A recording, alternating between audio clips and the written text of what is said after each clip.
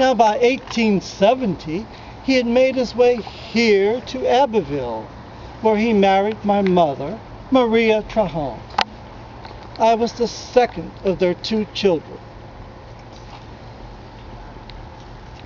Now, my father was a very enterprising businessman and provided a life of privilege for my family.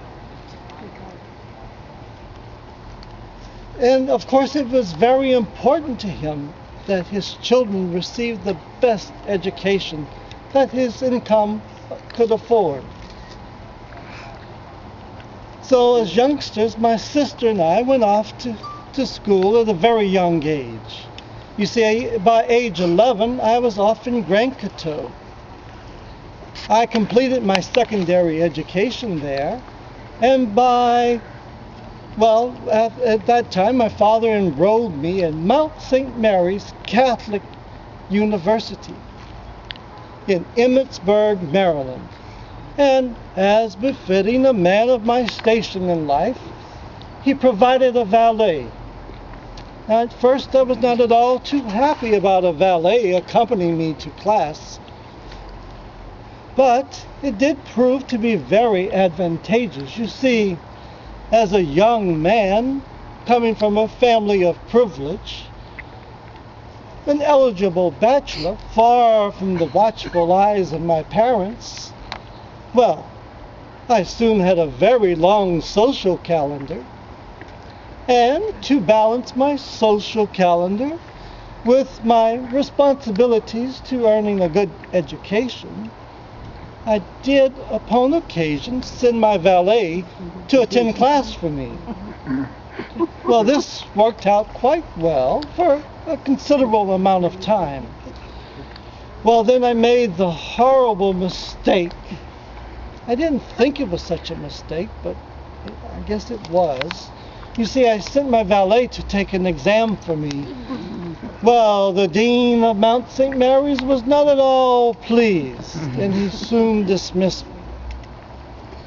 I returned back here to Abbeville, but my father was not at all deterred. He insisted I must receive a college education. So I went off to New Orleans. I did complete my college and came back with a degree. Now, upon returning back to Abbeville, I joined my father in starting up many businesses here in the downtown. One of the favorite things that I remember was helping him to collect rent. You see, he owned much property here in town, and I did so enjoy collecting rent. It provided quite well for us. Now, before I was the age of 21, I married Lydia LeBlanc. She's resting right here beside me in the grave, right on the side of mine here. Now, when we first wed, we moved to Gaydar, just a town just south of here. But after 2 years, well, we returned here. Abbeville is our home. It's where we raised our 7 children. Now, you see, I had inherited some of my father's property, and some of it I did sell, just to earn a little extra income. But a good portion of it I held on to, and it provided a fabulous life. This rent money provided very well for my family, and I believe it also provided quite well for my sister Leontine. Did it not?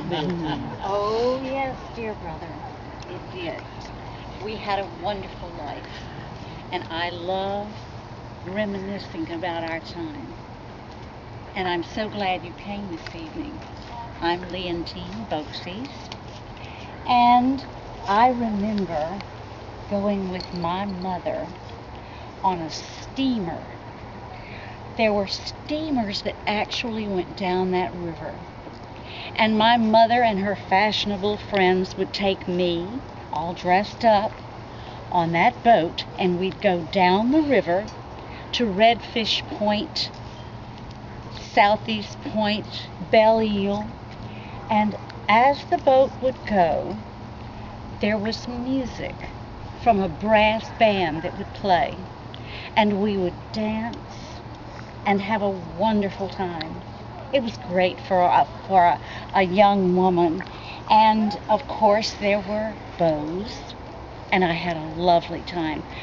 I also would go with my friends to a picnic under the oaks at Young's Coulee in Grosse Ile, a little bit farther down in the country under the oaks. Very much fun for a young girl. But Father said I had to have an education too. So I began my education at Mount Carmel. And then when I was 14, I left there and I went to New Orleans. And I attended the Marquis Picard Institute. Do you know it? Have you heard of it? Yeah. Not many people have, but it was the place for young women to go in those days. And so I took many classes there. I loved my classes. I excelled, especially in my music classes. I loved them. And when I was 18, I graduated there, and I came back home. And all in all, my father spent about $2,500 on my education. Quite a lot of money. And if he was disappointed that all I learned in those years was one song on the piano, he never said a thing. He was proud of me anyway. I loved my father. He brought me this hat from New Orleans. And that tune that I learned to play on the piano, Over the Waves. Do you know it? Do you know it? Let's sing a little of it together. Are you ready? If I had a piano, I'd play it. I don't, so let's sing a little of it together. No, not tonight. Would you sing a little with me, please? If I knew it, I would. Oh, but you know it? It's one of the most famous waltzes of all time. La, la, la, la, la. La la la la la la la la la. La la la la la la. La la la la la la la. That's it, Over the Waves. And Father loved it and I loved it. Now I mentioned having fun, and there were beaux in my life, many beaux. They came and they went. And mostly they went because Mother never really found one that was quite right for me. So as the years passed, I never married. I lived in our family home, on our family property, with Father and Mother. We had a beautiful home full of fine furniture and my piano. And we had a garden with brick sidewalks, remember, and a wrought iron fence all around, very fancy, very elegant. We had a wonderful home.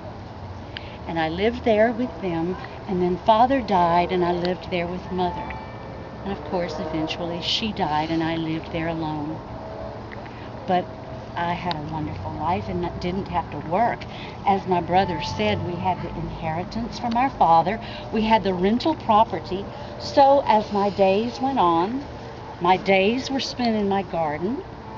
My evenings were spent having a glass of wine or two and playing my piano. La la la la la la la la la la la la la la la la la